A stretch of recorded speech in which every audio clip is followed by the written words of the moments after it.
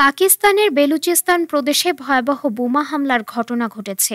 এতে অন্তত ১০ জন নিহত এবং প্রায় অর্ধশতাধিক মানুষ আহত হয়েছেন বলে জানা গেছে। কোয়েটায় ফ্রন্টিয়ার কর্পস সদর দপ্তরের কাছে ৩০ সেপ্টেম্বর বিকেলে এ হামলার ঘটনা ঘটে। স্থানীয় সংবাদমাধ্যম ডন জানিয়েছে, কোয়েটার মডেল টাউন থেকে হালি রোডে প্রবেশের সময় বিস্ফোরক বোঝাই একটি গাড়ি বিস্ফোরিত হয়। বিস্ফোরণের শক্তি এতটাই ছিল যে নিকটবর্তী গাড়ি, দোকানপাট ও ভবনের জানালা মুহূর্তেই চূর্ণ বিচূর্ণ হয়ে যায়।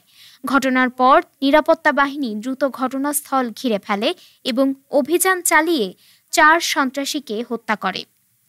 বেলুচিস্তানের স্বাস্থ্যমন্ত্রী বখত মোহাম্মদ কাকার জানিয়েছেন, নিহত ও আহতদের কোয়েটার সিভিল হাসপাতাল ও ট্রমা সেন্টারে নেওয়া হয়েছে।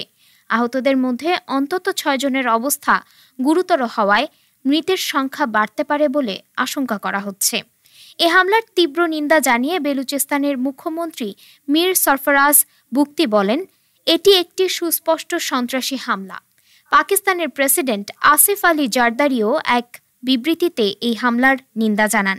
তিনি অভিযোগ করে বলেন, ভারত সমর্থিত সন্ত্রাসীরা এই হামলার পেছনে রয়েছে। অন্যদিকে বেলুচিস্তান স্বাস্থ্য বিভাগ জানিয়েছে, কোয়েটার সিভিল হাসপাতাল, বেলুচিস্তান মেডিকেল কলেজ হাসপাতাল এবং ট্রমা সেন্টারে বিশেষ সতর্ক অবস্থা জারি করা হয়েছে। ডেস্ক রিপোর্ট, আজ বার্তা।